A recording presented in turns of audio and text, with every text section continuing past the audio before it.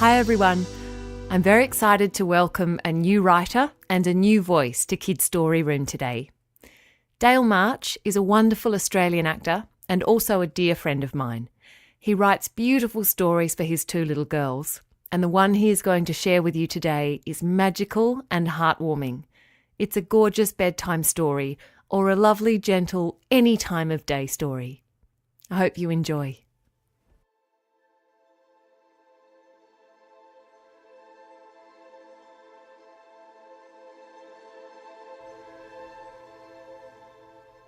Fox, Bilby, and the Music from the Stars by Dale March.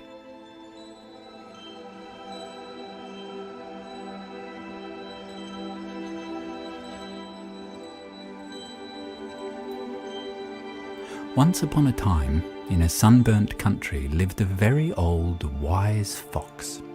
His name was Raoul, and he spent all his time travelling through the land singing the music of the stars to all the fox families and other animals who wanted to listen. Raoul was the only fox left who still knew and understood the music of the spheres. He sang the song of Saturn. He knew the music of the moon. He played the jig of Jupiter, the parade of Pluto, and the melody of Mars.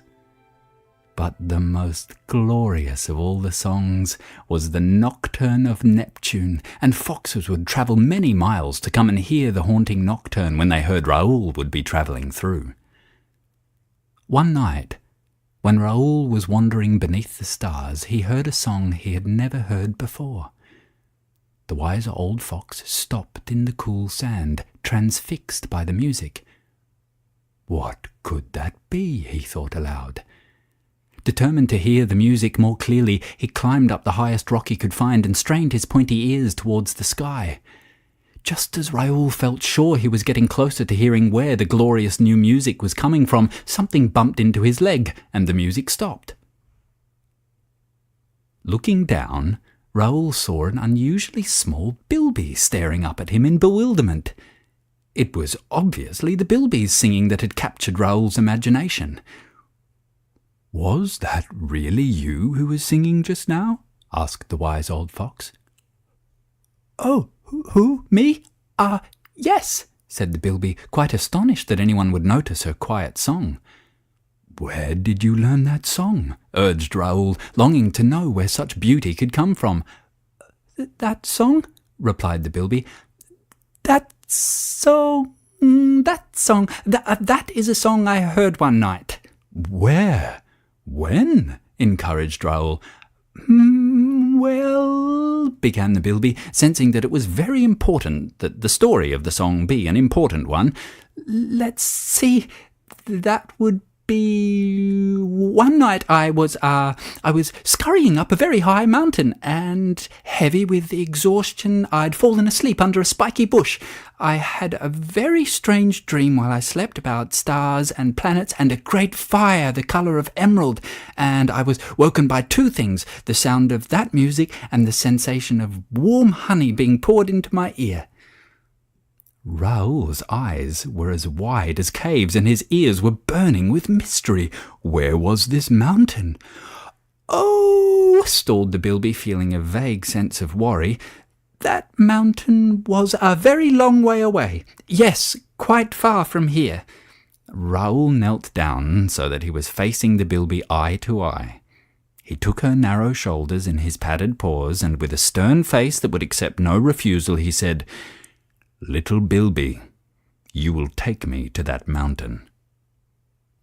It was clear to the Bilby that it was very important for her to take this old fox to a mountain, so that is what she did. She knew of a very high, very steep mountain deep in the ranges, and was sure that this would be sufficiently impressive. The climb up the mountain was indeed a difficult journey. On any other day, Raoul would have longed for rest and even looked for an easier path. But as night began to fall, Raoul could think of nothing except the hope of hearing the majestic new song from its source.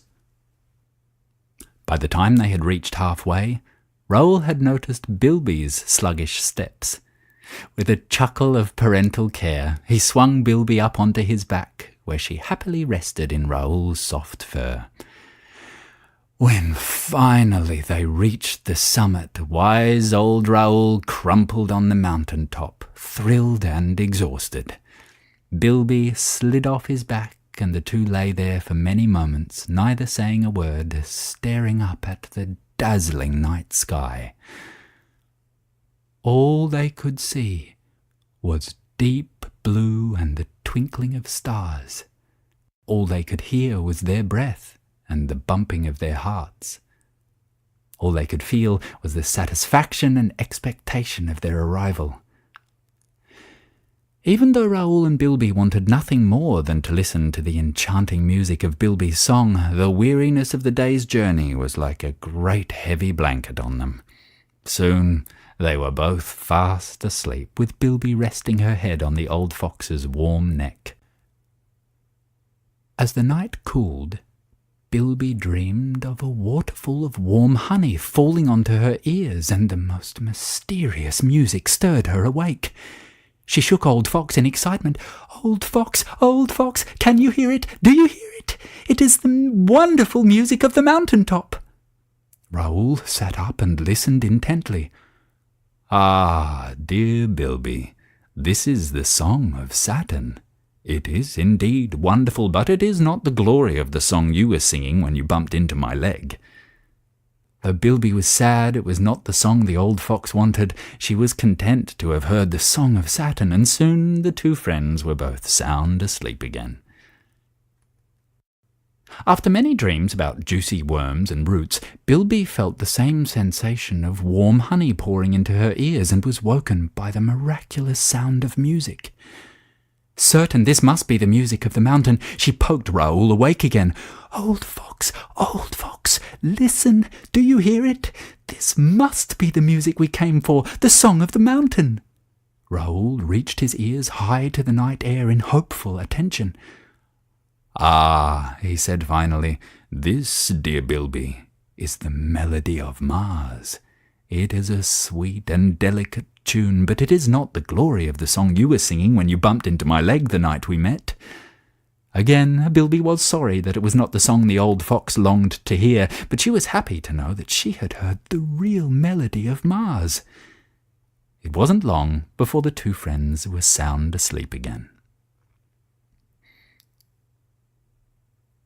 It was quite the depth of night.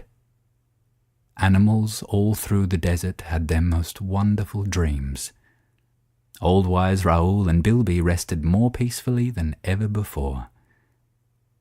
This time it was Raoul who was visited in his dreams. It seemed to him that he sat in the centre of a great dish of soft light. The light was warm like a caring hug, and everything smelled of the bush after rain. Like a gentle rain from heaven, the sound of the most wondrous music fell, and slowly it stirred Raoul from his sleep. "At last," he thought, "at last I can find out where the greatest harmony is coming from." Stretching his neck to the sky, he listened first with one, then the other ear. But as much as he strained upward, the music didn't become any clearer. All of a sudden he was struck by an idea. "Of course," he thought, "I should at least wake up Bilby so she can hear the glory of the song." When Raoul turned to Bilby, his mouth fell open. His eyes softened into pools of tears. It was a miracle. Unthinkable. Before him, Bilby lay on her back, gently rocking in her sleep. Her little mouth opened and closed gently, and her nose twitched. Her chest rose and fell with the rhythm of the song. It was Bilby who was singing. It was Bilby's song that had woken Raoul. It was Bilby singing the most glorious harmony. Raoul gently woke his sleeping friend. "Bilby, dear Bilby, you must tell me now the truth. Did you ever hear this song on a mountain top?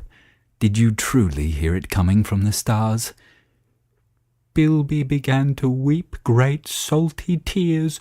"Oh, wise old fox, I'm sorry. I've made you come all the way up this mountain to hear some music from the stars that I never heard at all. I only ever sung this song to keep myself company and cheer myself through the lonely nights. I never heard the song from the stars, but I was sure you wanted it to be something grand and mysterious and special. But it was only ever my little song for myself." But Bilby's tears soon dried, because she saw the great kindness and love in Raoul's eyes. "Dear Bilby, dear, dear Bilby, you have taught me more than you can imagine. All my long life I have travelled the world sharing songs from the stars, and you have shown me the most glorious song of all, the harmony of the heart." From then on, Raoul and Bilby travelled together. Raoul still shared the songs from the planets and stars, and Bilby sung the harmony of the heart. But now they had a new story to share. They helped people to listen for their own song, the harmony of their heart.